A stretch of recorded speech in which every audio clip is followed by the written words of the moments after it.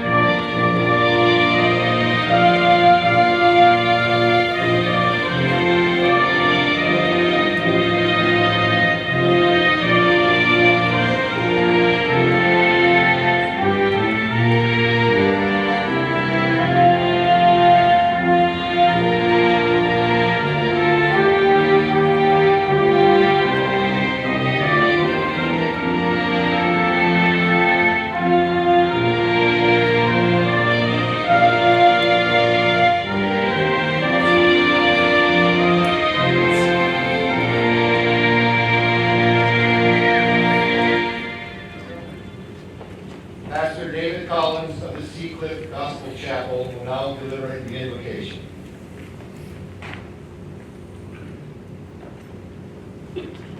Let us pray. Father God, we thank you for this day that we can gather together to celebrate all the learning that has taken place by these students. The things that they have learned in dealing with your creation and how to manipulate that to accomplish many different tasks. We thank you for the growth that's taken place in our lives, and we thank you for this day to celebrate. In Jesus' name, amen.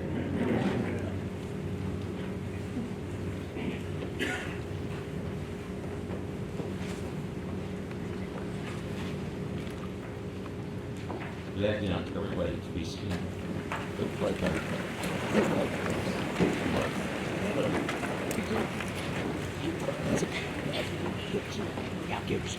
Good afternoon.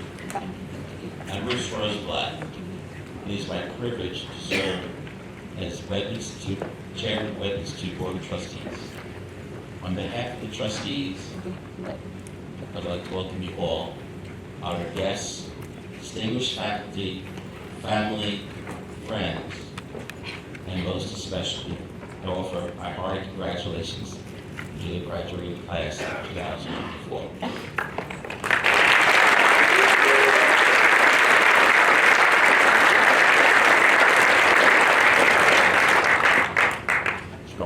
I will now introduce the trustees and dignitaries who are present today. Please stand when I call your name. On the platform we have Hampton Dixon, Director of Hotel Refurbishments at Carnival Cruise Line. Mr. Dixon is also a 2011 graduate of Webb Institute.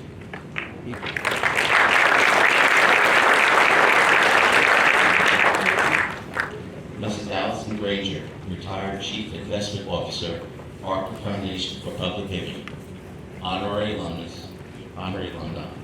and a parent of the Webb graduate.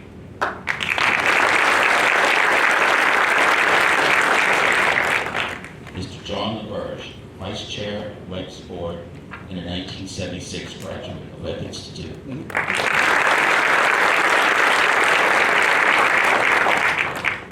Mr. Mark Marchini, President of Webb Institute. President Marchini is a 1979 graduate of Webb and a parent of a Webb graduate. Dr. Jennifer Waters, Provost and VP for Academic Affairs at SUNY Maritime College. Dr. Waters is a 1991 graduate of Webb Institute and parent of a Webb graduate.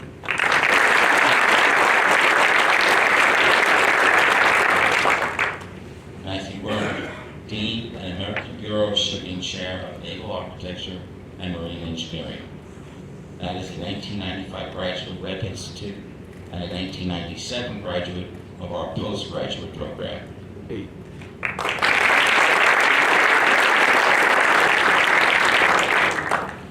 Also joining us today is Pastor David Collins of the Seacliff Gospel Church. Pastor Collins is a 1973 graduate of Webb Institute.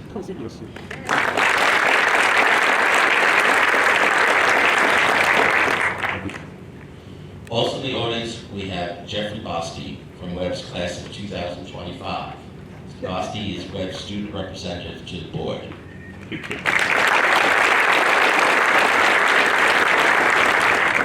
And Thomas Mutika from Webb's class of 2025.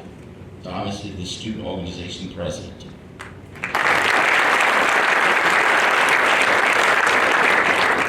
And last but definitely not least, our honored guest, Diane Green, will be learning more about you.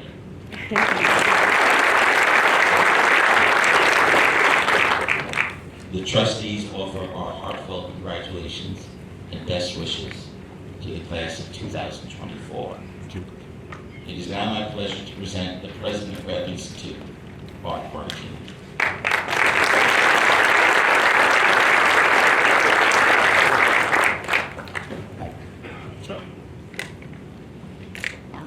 Good afternoon, trustees, members of the faculty, students, parents, grandparents, and family members, and other distinguished guests. Welcome to the 128th Commencement exercises of Webb Institute.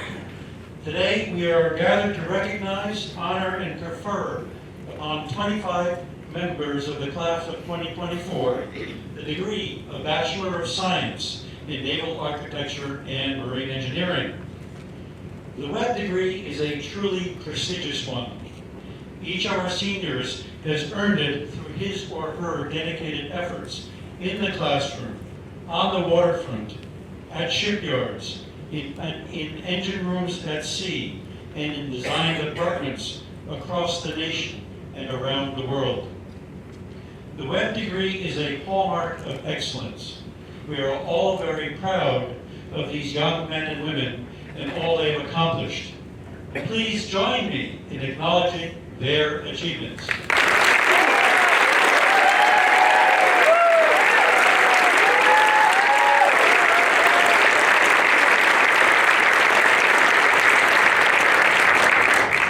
Please join me in a moment of silence to reflect upon this momentous occasion, to those that made it possible, and to remember our founder, William H. Webb.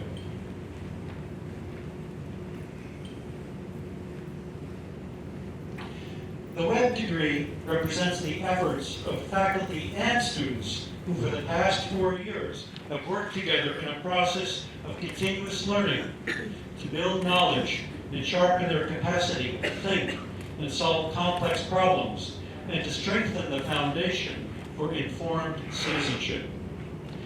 Webb's educational program is a challenging one, and success is predicated upon a skilled and passionate leadership team.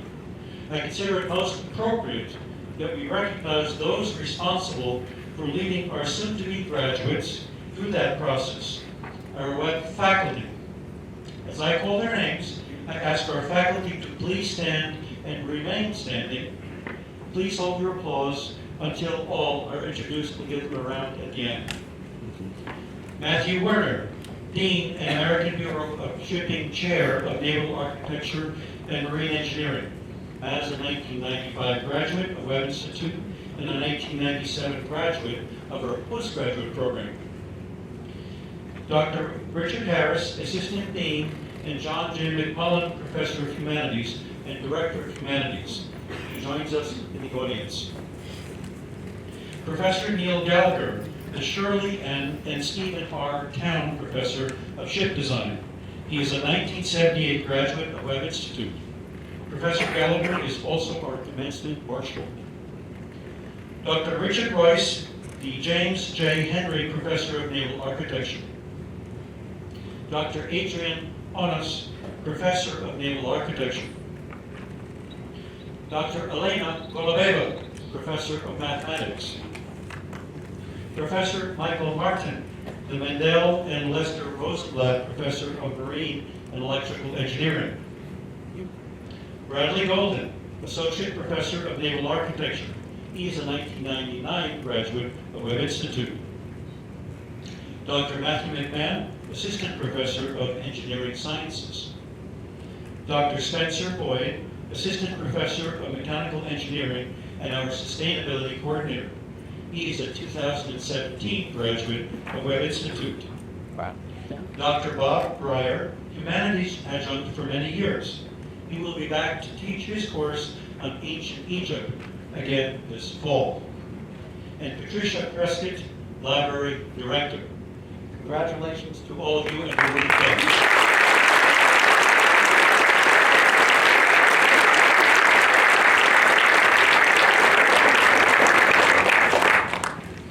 An exchange student from the University of Southampton joined the senior class this year. I asked Lisandro Nicoletti the Fraga from Rio de Janeiro, Brazil, to please stand and be recognized.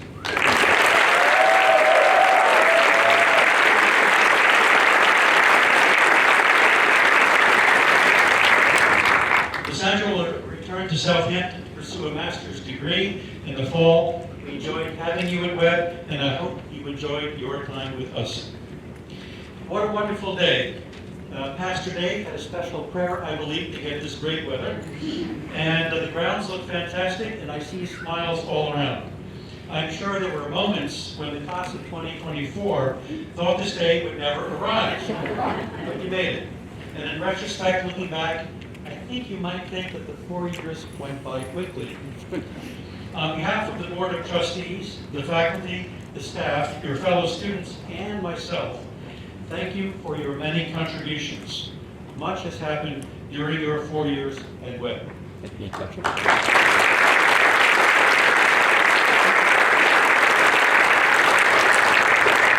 now ask Dean Werner to present the awards and prizes. Good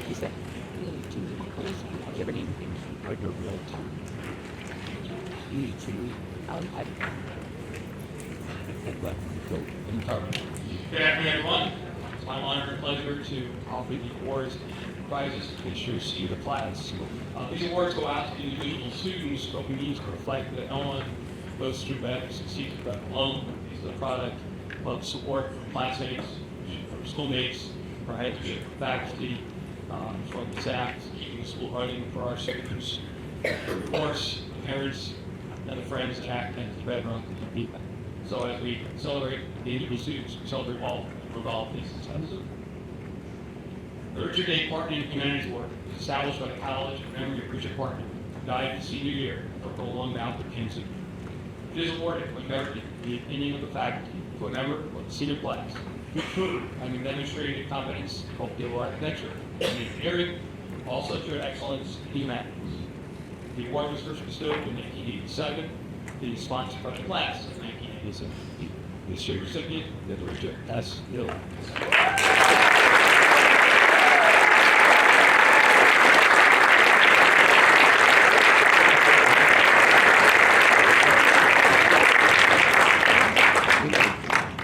That's it. Wait.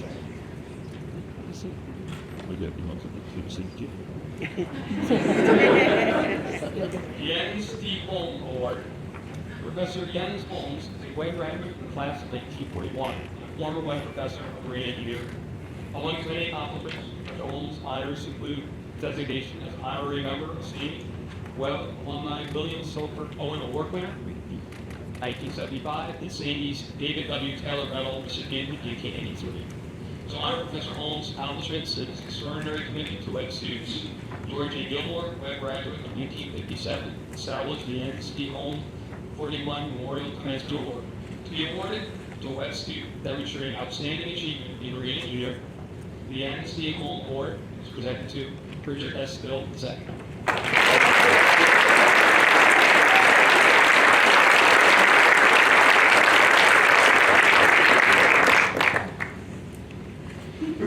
Charles A.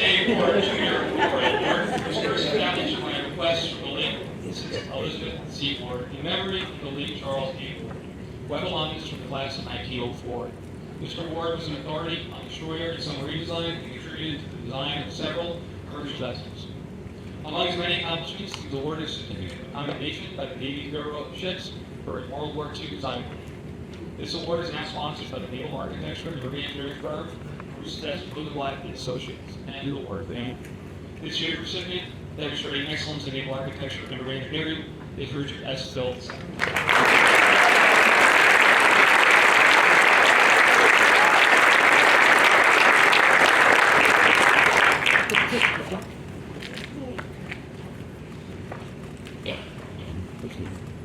The Keeler Memorial Prize was first established by friends and former students to honor the memory of the late Dean Benjamin C. Keeler, who was professor of mathematics for 39 years. It is awarded to the student who has achieved the highest average in mathematics. This prize is sponsored by Dr. Cooper Ty, former Webb trustee. The winner of the Keeler Memorial Prize is Matthew C. Cooper.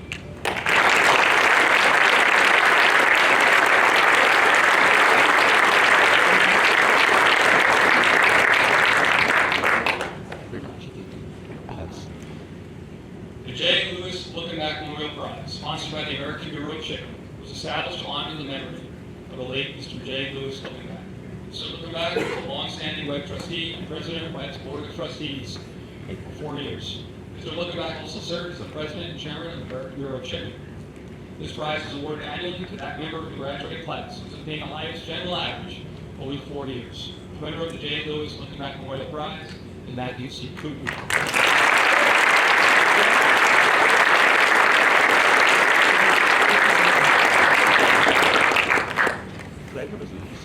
The Curran Memorial Prize was established to honor the late Dean Thomas N. Curran. It is awarded when merited in the opinion of the faculty to the member of the senior class whose scholastic performance has improved in an outstanding and consistent manner during 4 years ago. This prize is sponsored by John and Amy Miller. John is a Webb trustee and a member of the graduating class 1971. This year's recipient of the Curran Memorial Prize is Kenneth R. Reed.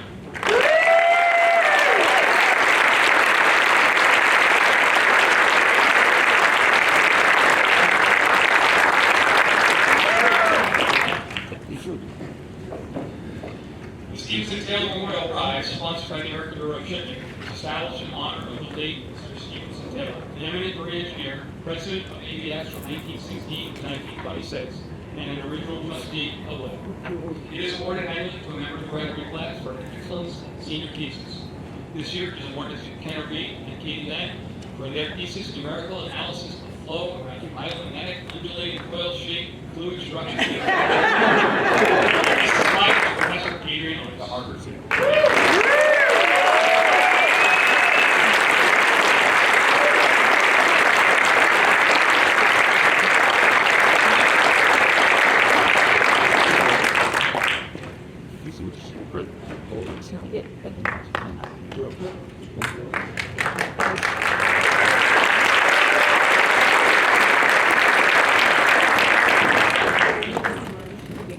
Paul E. Atkinson Memorial Prize was established by friends and admirers of the late Paul E. Atkinson, graduate of the Webb Institute class of 1942.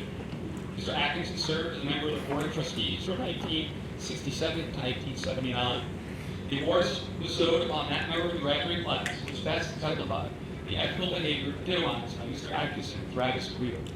This year's recipient of the Paul E. Atkinson Memorial Prize is Alexander Denay.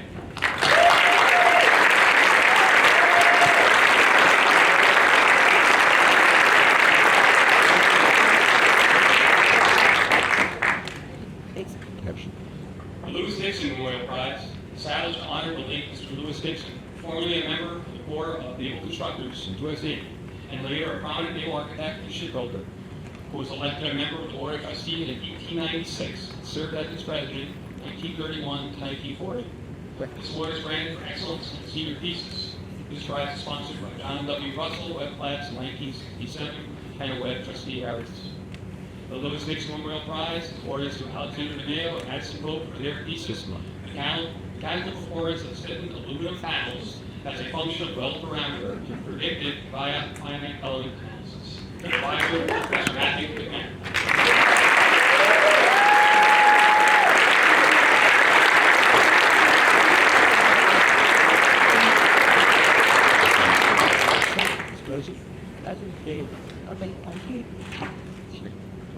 Thank you.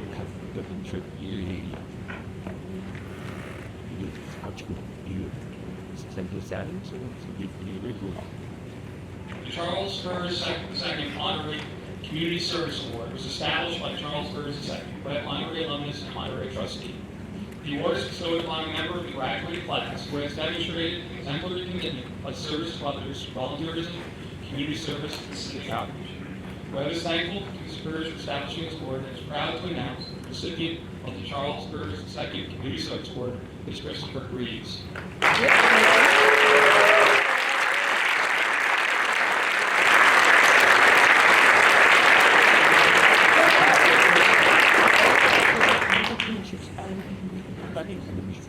The Chafee Memorial Prize was established by alumni in memory of the late Professor J. Irvin Chafee, the longstanding dean and resident manager.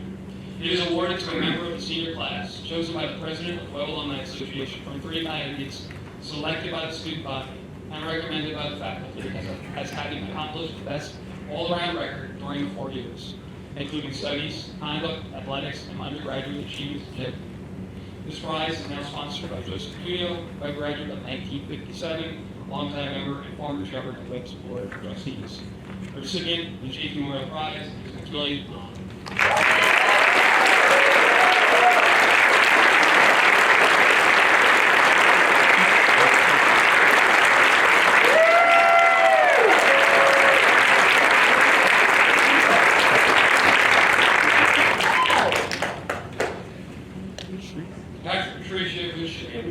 Was established by the college, friend of Patricia Pam, memory of Patrick, who died in an accident before the start of his senior year. It is awarded to a member of the senior class, chosen by his or her classmates, and approved by the president, as the student best exemplifies the qualities of who should be, one who works unselfishly in harmony with his purpose. The prize is sponsored by President Emeritus Keith Sheldon. The winner of the category, British Leadership Award, is Hoda Harris.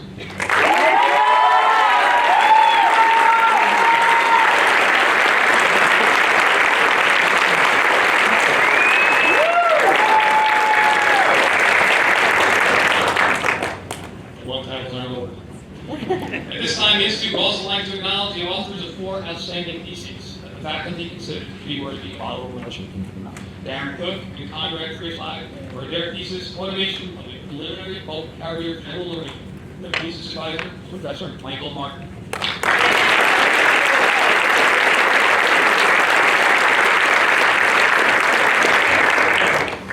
Amy Donaldson and Zachary Durr for their thesis, Design and Test of the Passive Shape Adapt Composite Force Technique Class Center. Their thesis advisor is Professor Richard Royce.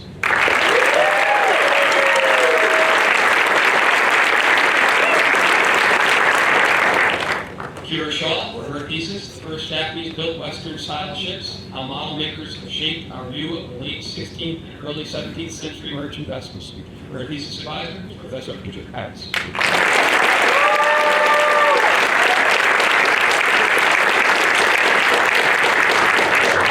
Lastly, Matthew Coogan and Elliot Ogletree for their thesis, investigating the drag reduction potential of boundary-layer injection techniques for naval submarines.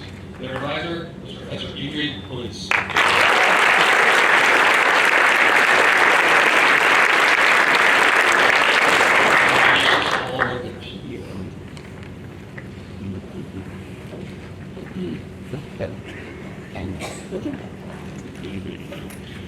Thank you, Dean Werner, and congratulations to all the awardees.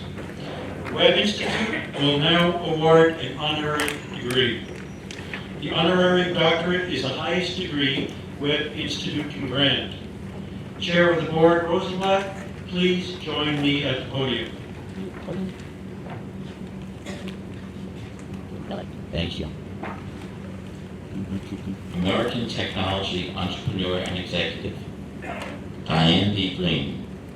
You've had a remarkable career in naval architecture and tech industry.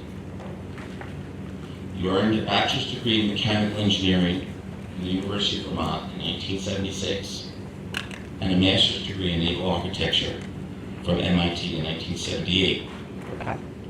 Early in your career, you worked as a naval architect, designing ocean-going vessels and offshore structures. In 1987, after earning a master's degree in computer science from the University of California, Berkeley, you transitioned to the tech industry. You founded and were CEO of VXtreme, which became the basis for Microsoft's movie player.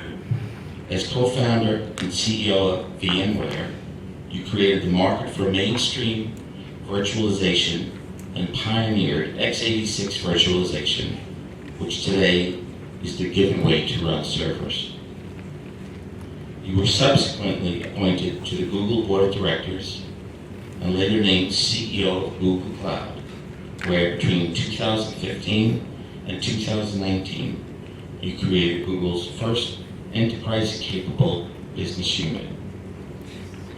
You chaired the MIT Corporation Board from 2020 to 2023 and served as co-chair of the advisory board at the University of California, Berkeley's College of Engineering.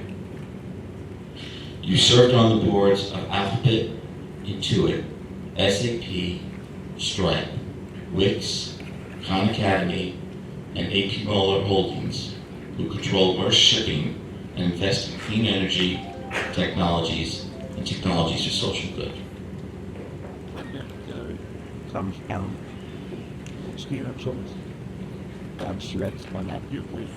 Diane B. Green, by virtue of the authority vested in me by the Board of Trustees, I hereby confer upon you the degree of Doctor of Science, honoris causa, with all the rights, privileges, and responsibilities appertaining thereto.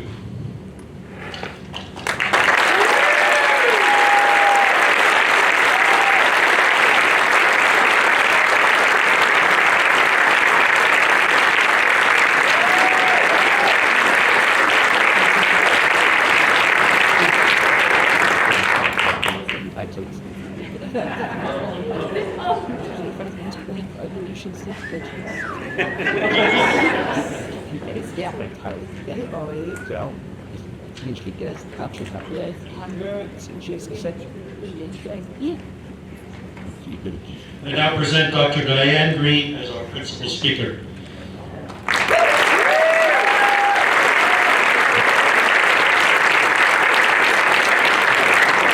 Thank you very much. Although I understand from my husband that when you have an honorary degree, you're not really a doctor. But I'll take it. So, good afternoon, esteemed trustees, members of Webb Institute's administration and faculty, and to the family and friends of the Webb Institute class of 2024. A monumental congratulations to the graduates. This is your day to bask in the glory of your considerable achievements. It's a great and unexpected privilege to receive an honorary doctorate from Webb Institute. My known work is as a technology executive and entrepreneur, not as a naval architect. But it's my maritime background that set me up for these later successes. I spent a lot of time reviewing commencement speeches, and I have to acknowledge, that the crisis in our world today are severe, and many of the commencement speeches are about that. However, that's not the subject of my speech. Today, I will instead talk about the cold wisdom of my 69 years, which I'll attempt to explain through stories from my early years when I went from mechanical engineering to naval architect to computer science. All of us chart a course through life, and if you take away one thing from this talk, know that you can take the helm and you can use that control to maintain a course that plays to you and you uniquely. I want to thank my family and friends for being here. My daughter, husband, brother, sister-in-law, nephew, and lifelong friend with whom I started sailing at age 11 are all here. It's ironic because I missed both my high school and my college graduation ceremonies. For high school, I was racing to Bermuda. It was worth it because we hit the 1972 Hurricane Agnes, and my dinghy steering skills proved valuable in keeping the boat from falling off the gigantic waves. I was 17 and this was pretty confidence building. After the race, one of the crew members took me aside and he said he'd really been against having a female in the crew. But now that the race was over, he was glad I'd been there and completely changed his mind. Finding out that I could change someone's negative view to be positive has helped me the rest of my life. I missed college graduation due to my racing schedule, the 470 Nationals followed by the Women's Nationals. I'd attended 3 universities while earning my mechanical engineering bachelor's degree, still managed to graduate in 4 years, but my main focus wasn't school, it was sailboat racing and windsurfing.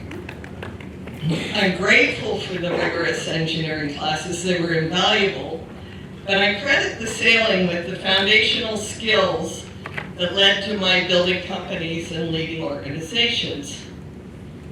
As many of you know, a successful sailing campaign requires planning. The boat, the sails, the blades, they have to be ready and tuned for speed.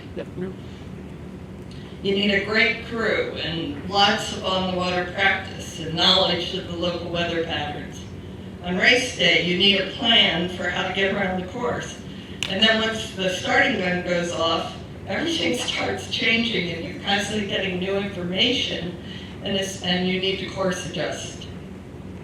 Weight your wind shift, competitor's boat speed is much higher than you expected, and so on. And then winning, it requires decisiveness and action, and especially an unflappable ability to act when things don't go as planned.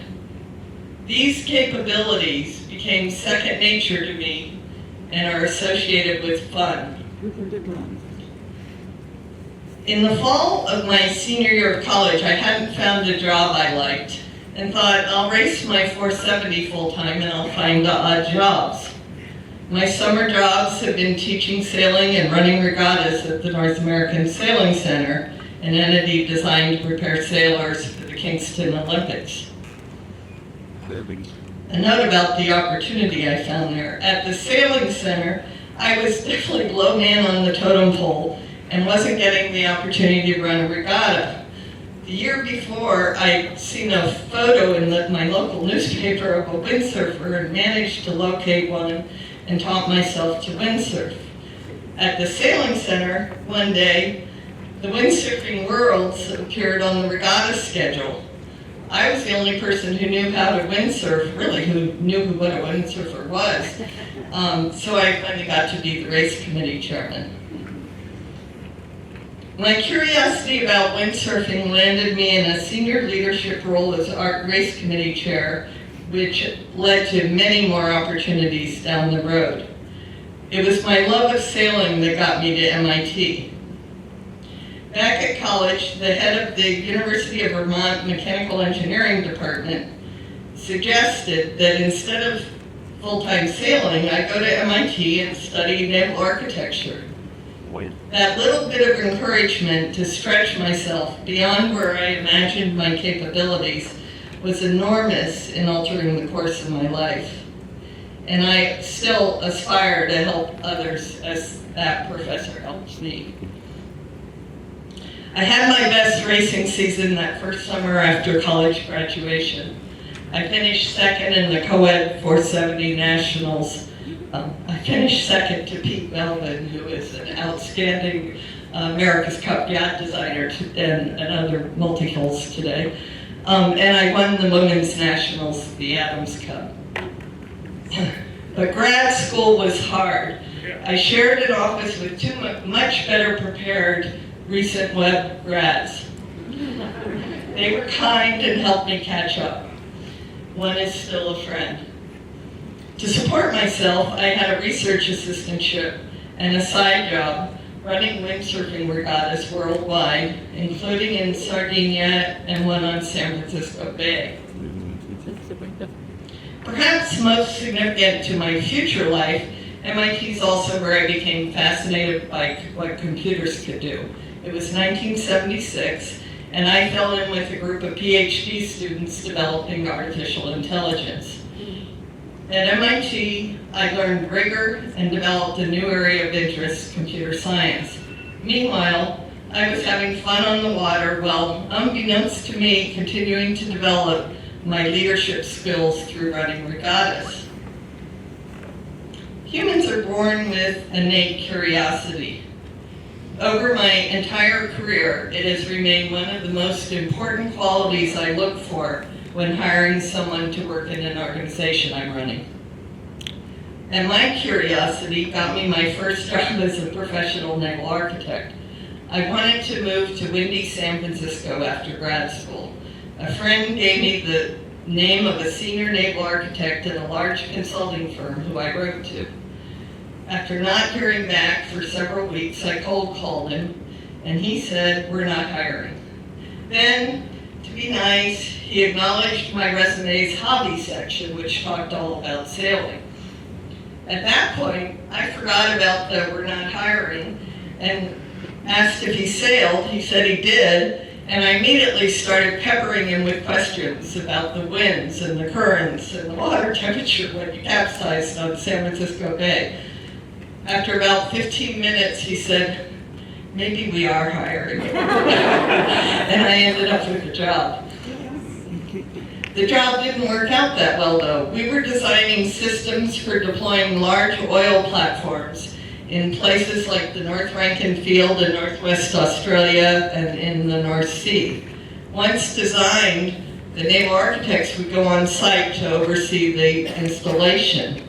Only I couldn't go because in 1978 they had no quarters for women.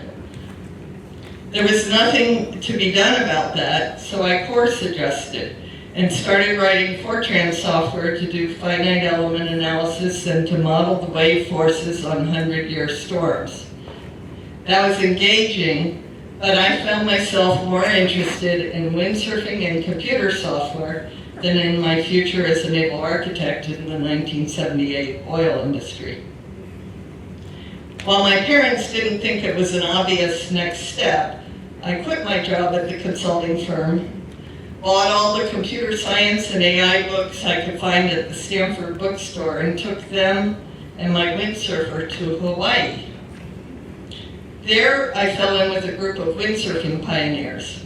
We developed windsurfing for the waves. We added foot straps, high-aspect sails, harnesses, short surfboard-like boards. It was a high point in my life, building and testing windsurfing equipment in the windy tropical waters of Hawaii day in and day out.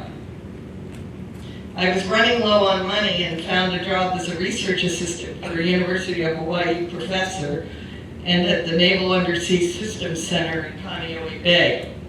But in the end, I returned to San Francisco and tried another stint at the consulting firm. Again, it didn't last, and I left and became the VP of Engineering at Windsurfing International in Southern California. That's another story, and it was great, but learning about computer science had become a more serious hobby, and I wanted to do it full time.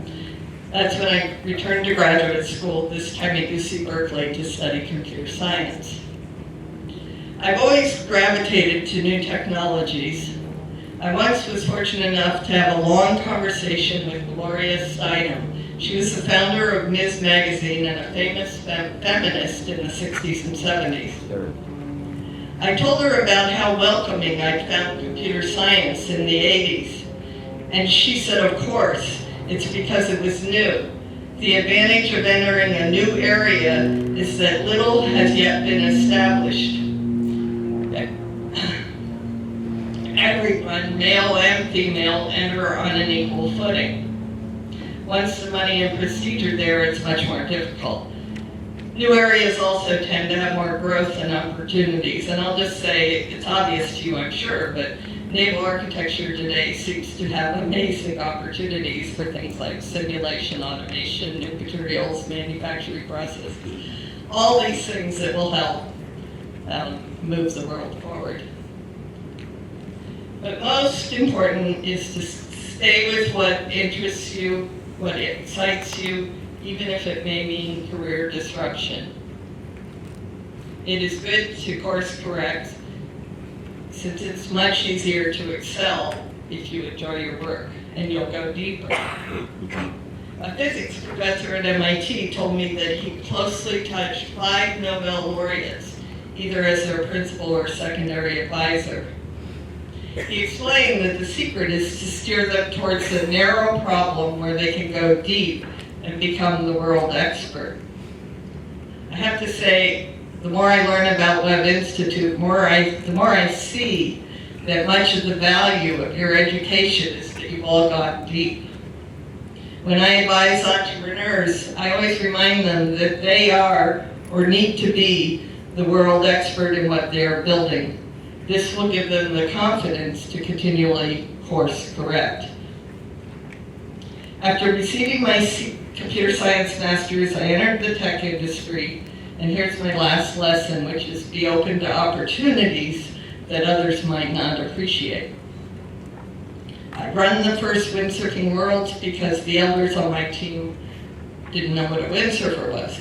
After earning my CS master's degree, I took a role in the maintenance bug fixing group at an advanced database startup. This was a role that my peers felt was beneath their advanced degree, but I still felt like a beginner and saw it as an opportunity to learn the entire code base of the database system, which it gave me. The maintenance role facilitated 2 proud accomplishments.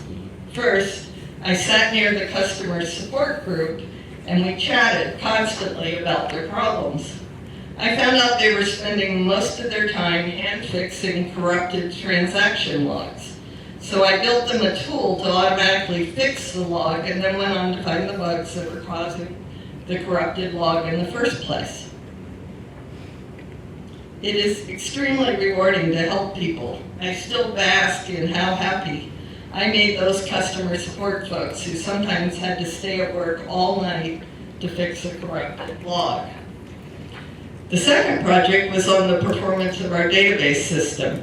We were not doing well in the competitive benchmarks, and I asked for the chance to speak with the operating system performance group at Sun Microsystems, the company which supplied the operating system we ran.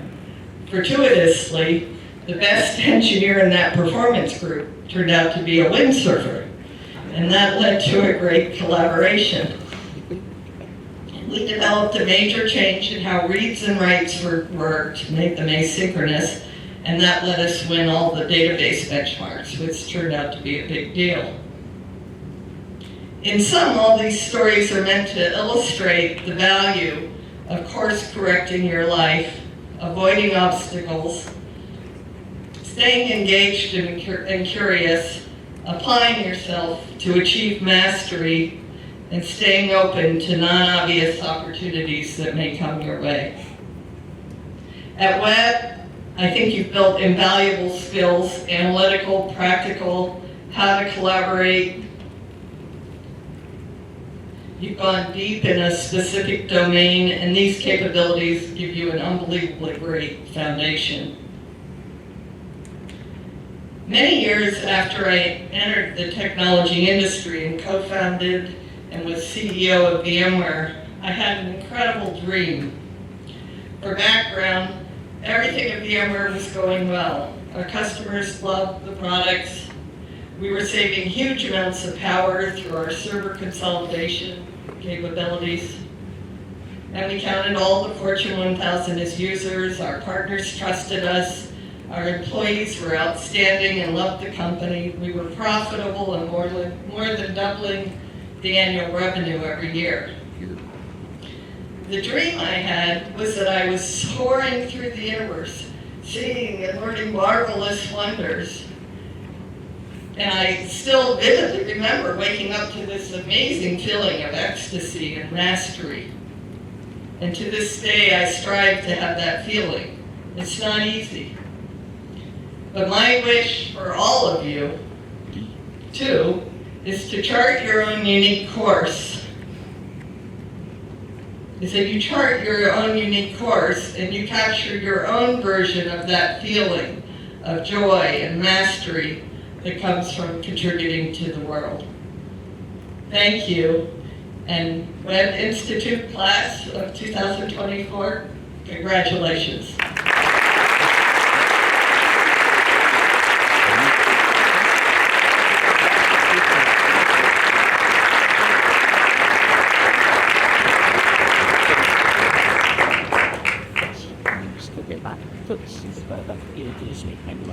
Thank you, Dr. Green. We just had the opportunity to hear a very thought-provoking message from Dr. Green. Without a doubt, the focus, as it should be today, is now on our 25 students.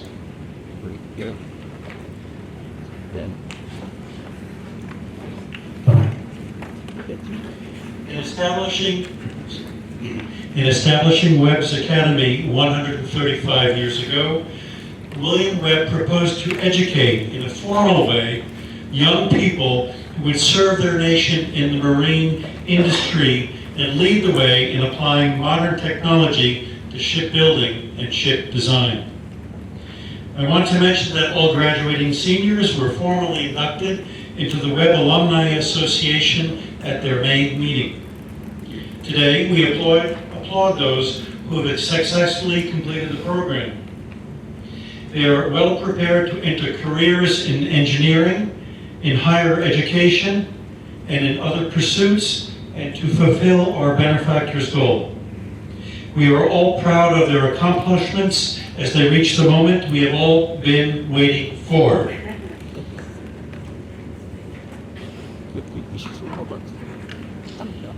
Dean Werner will now present the candidates for the bachelor's degree.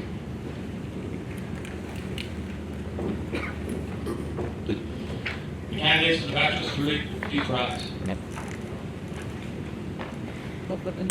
Mr. President, I am honored to present the candidates who have qualified in all respects to the degree of Bachelor of Science in Naval Architecture and Marine Engineering.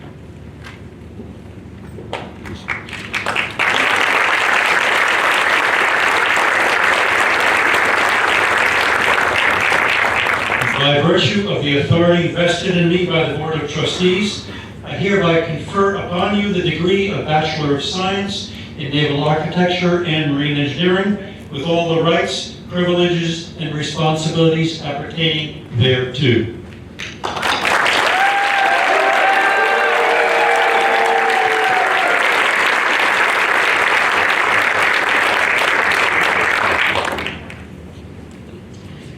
Graduates will now receive their diplomas and be vested with hoods. As I call each of your names, I invite your parents to stand while you are being honored, to better share this most special moment. As you step up to the platform, parents, you may also take pictures at this time. Zane Bowman Ballister.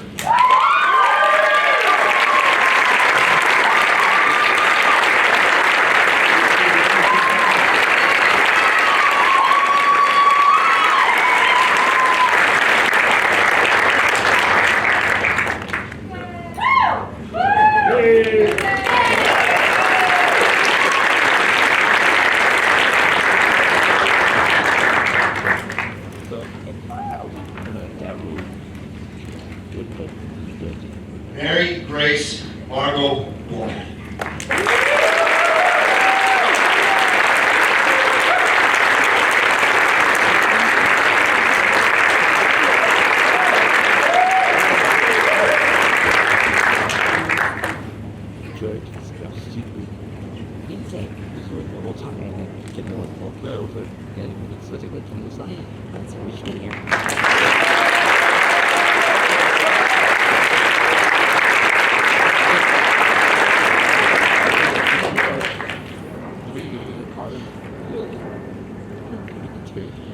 William Kelly.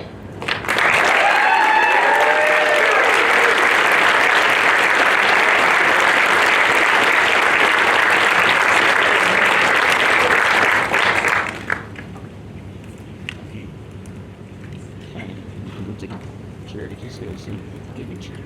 Are you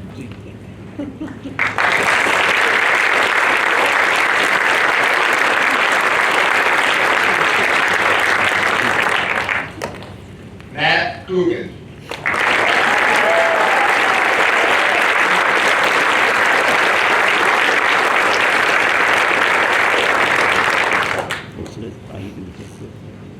the biggest clear shape you get is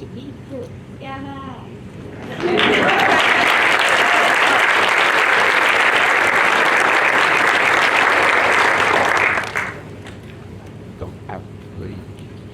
Darren Saltzman Cook.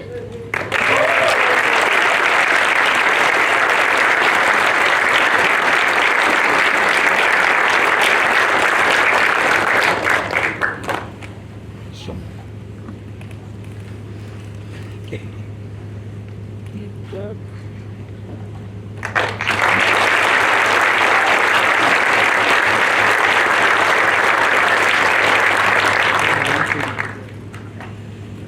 Alex DeMeo.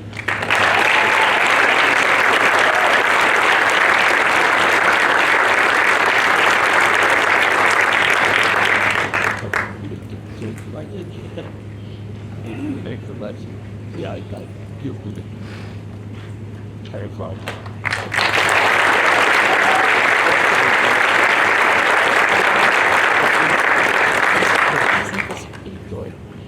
Zachary Durr.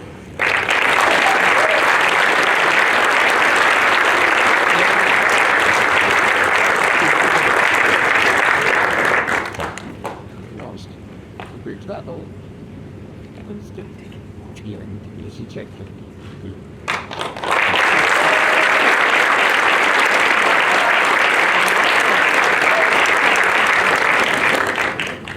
Thank you. But you. Hank Donaldson.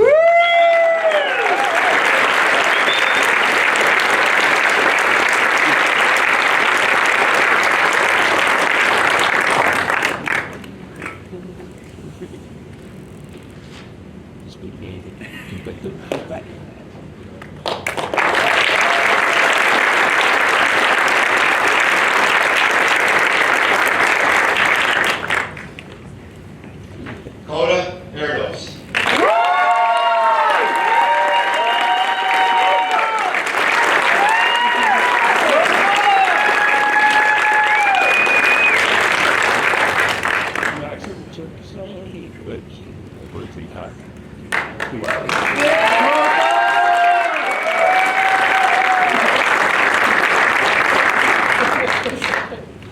Conrad Friesland.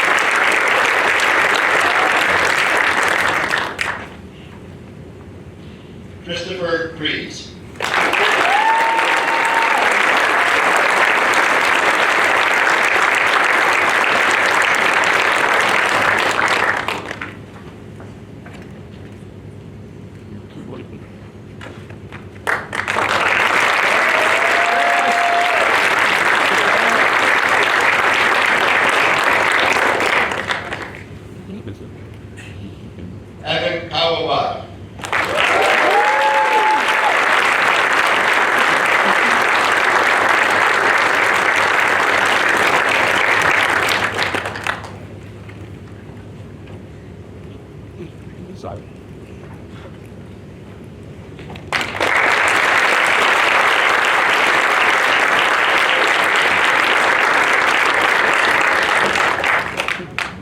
Joe LaPlaca.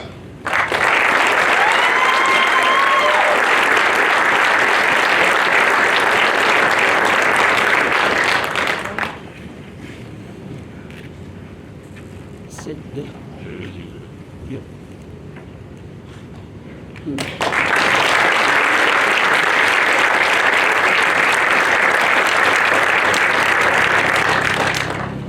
Timothy Dmitrovich Lazowski.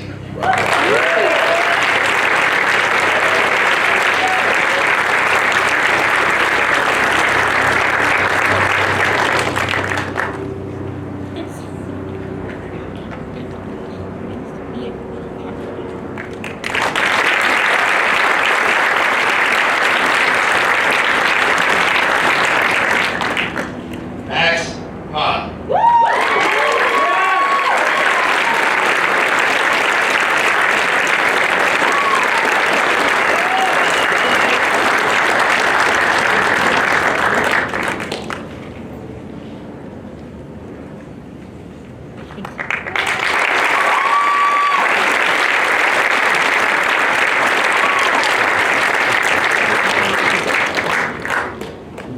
Abner Joseph Mills.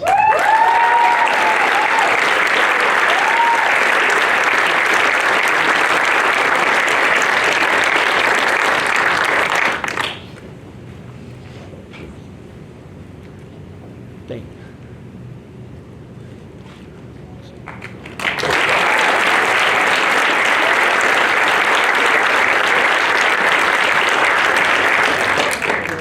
Elliot Ogletree.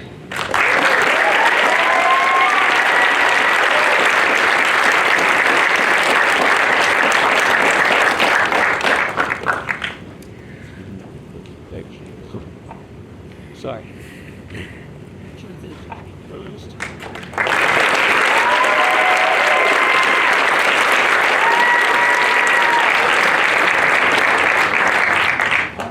Jack Otto.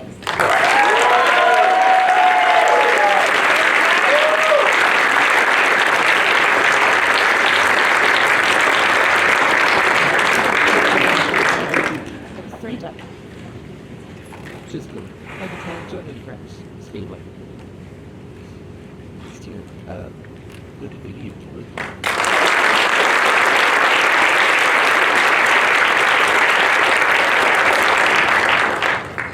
Addison Pope.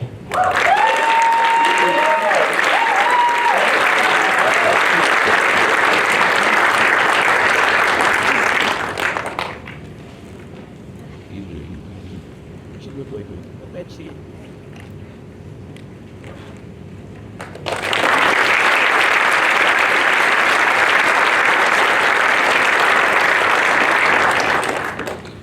Kenna Reed.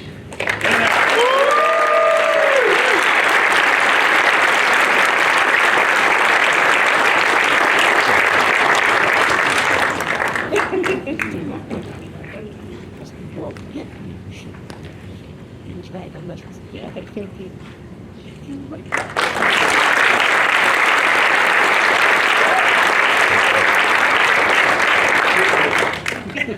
Miguel Sanchez.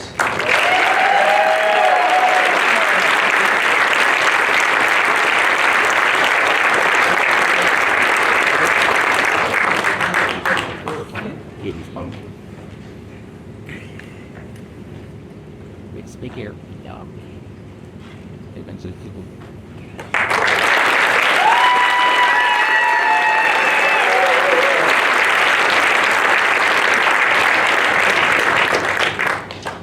Kira Erica Shaw.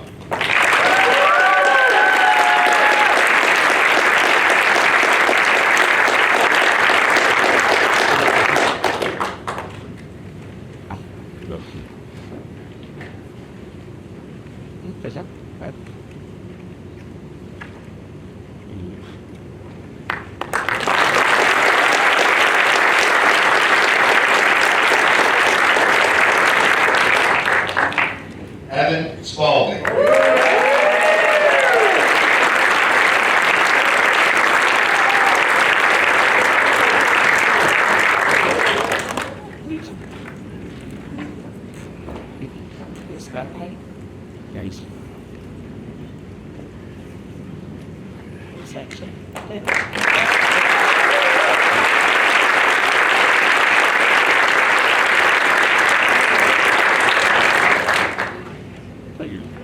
Richard Stephen Phil II.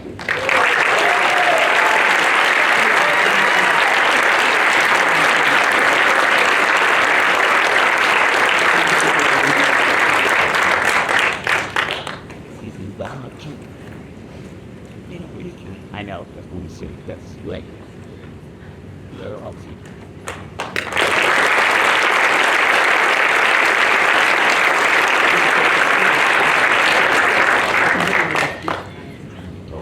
Katie Zhang.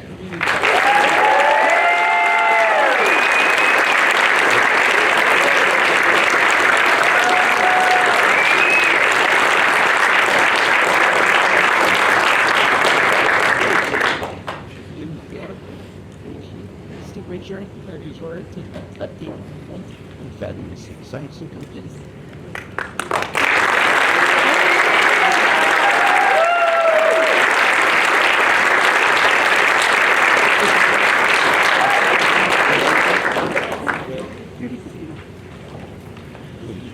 Will the Bachelor of Science graduates please rise? You should now shift the tassel on your cap from the right side to the left side of your cap.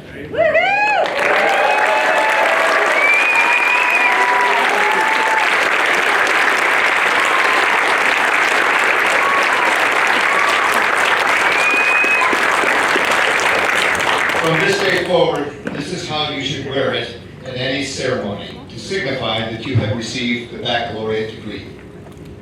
Please be seated.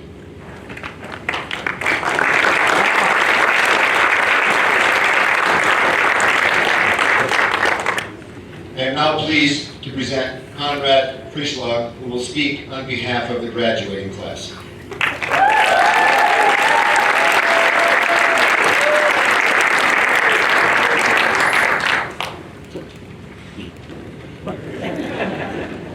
Good afternoon, everyone. It is great to be here today. I'm grateful that so many friends and family and members of the Webb community could join us on this wonderful day.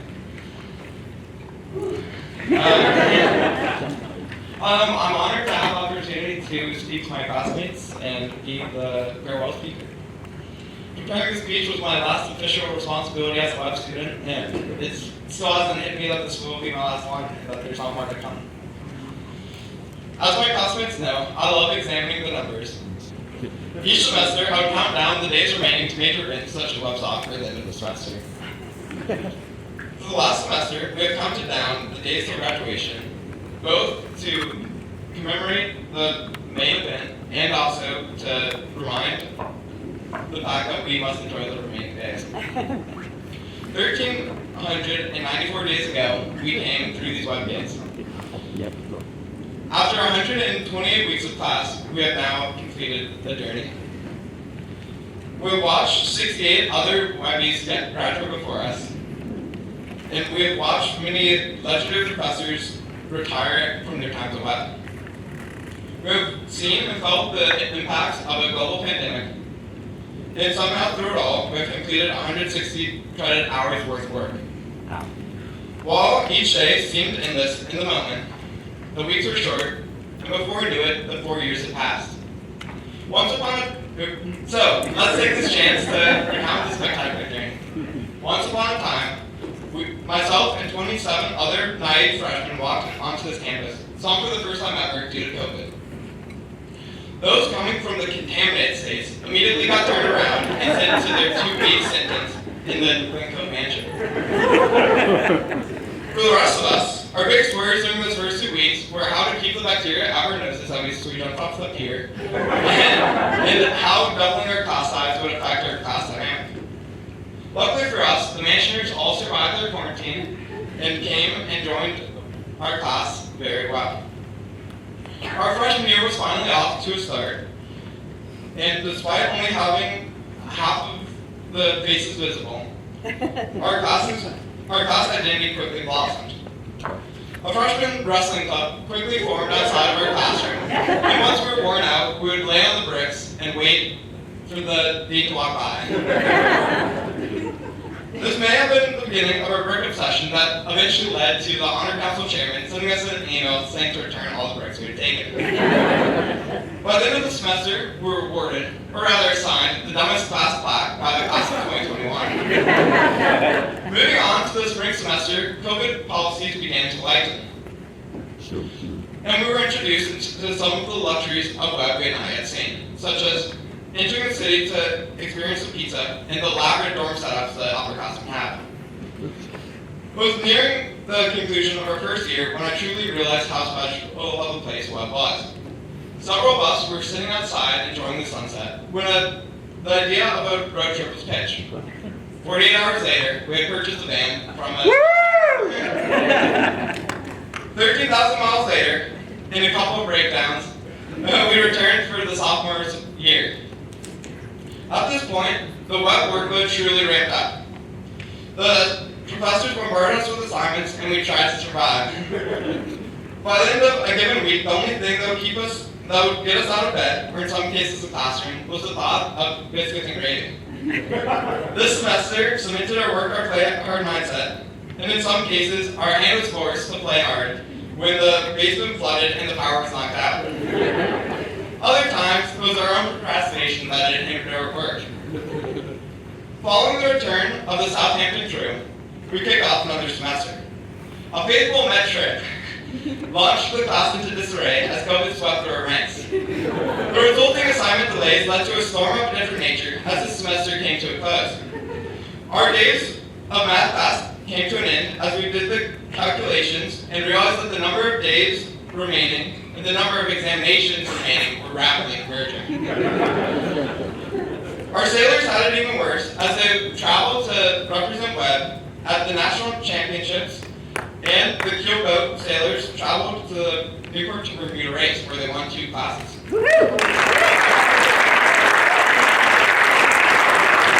Progressing to junior year, we found ourselves with newfound freedoms as we no longer had our OD and BR assignments. With half of Webb right behind us, we took the time to enjoy festivities such as bowling and golfing. Golden Dynasty 2 class soon approached, and we had banded together to undertake the task of designing unique SD ships. The weekly projects briefly paused for a class journey to the Offshore Technology Conference in Houston. That gave us a much-needed break, but upon our return, the class started turning 21 and bold. We slowly started taking over the pub, and after completing the ship design project, we briefly celebrated before taking off our journey into large ship design. This project would attempt to rule our senior year. The senior year was a balancing act between the pub, ship design, and thesis. By the end of our fall semester, we had all turned 21 and made the pub our home. The cycles of work and celebrating made the grind bearable. Alas, as our class entered the spring, we realized that we only had 1 semester left. We had to make our mark at Webb. So, we banded together for dolly matches and 100-day celebrations, which we succeeded at. All this led us to long nights in our classroom, which left the sound of unstoppable ringing through the halls. Unfortunately, the hardships of Webb claimed several victims throughout our journey. Whether it's the demanding workload or Olympic dreams, each of the 6 people who left our ranks left their mark in one way or another. Luckily, this also meant that there was room for 4 additions. The 3 former members of the class of 23, and our favorite Southampton exchange student, Lisandro. Lisandro joined only recently, but he has quickly become a true member of our class, and who will forever be among our ranks. These 4 years have been 17% of my life. And I couldn't think of a better way than to have spent them here, with all of you, in this wonderful community. Webb has become my home. And while it has taken blood, sweat, and tears to get to this point, it's been well worth it. And the only memories of a last lifetime are those spent with each of you. The community has developed me into the person I am today, and I hope that in my wake, I've also left a positive impact. Webb has provided us with the shelter cove, and which we have developed, but now it is our time to send ripples throughout the world. To the class of 24, I love you guys. We did it. We were unstoppable. Thank you guys.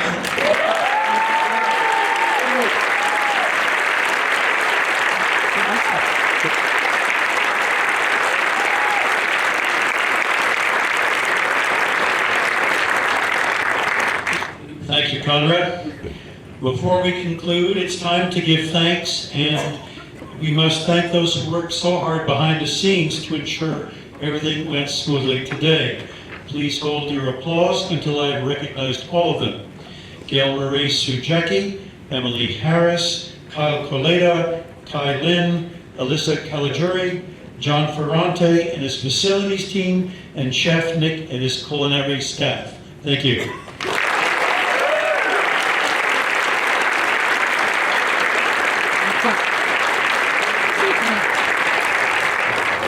And finally, another group of people will graduate today. They have already had a chance to stand, but the focus was then on their graduates. We would like to acknowledge the years of love, care, worry, support, and guidance they have provided towards the most successful outcome we have just formally acknowledged. I ask the parents of the graduates to please stand and be recognized.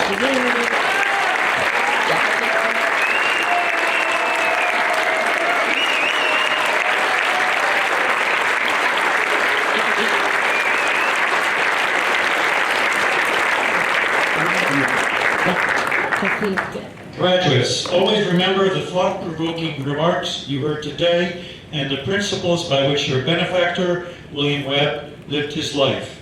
You will in time emerge as leaders in your profession and in society at large. On behalf of the board, the faculty, the staff, and all your fellow students, good luck and bon voyage.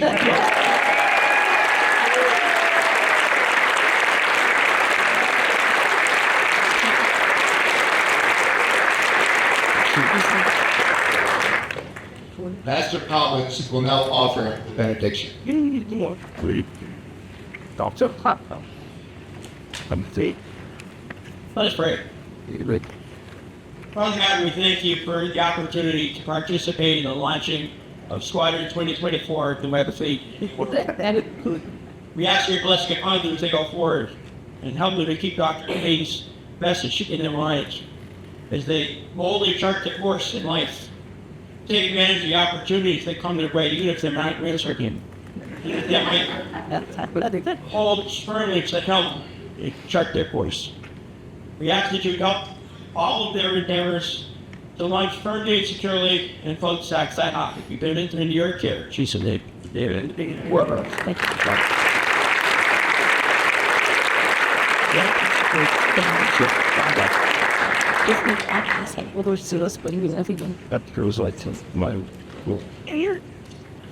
You will now fire the Webb cannon to conclude the ceremony.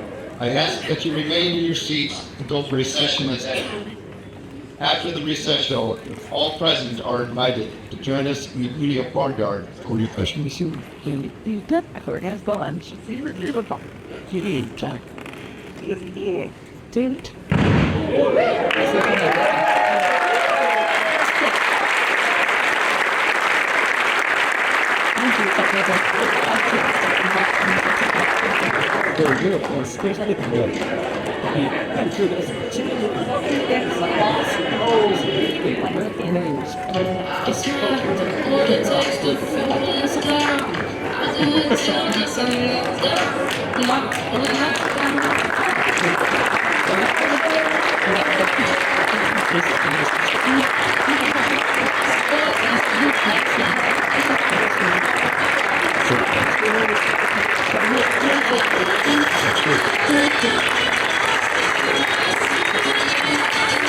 Okay.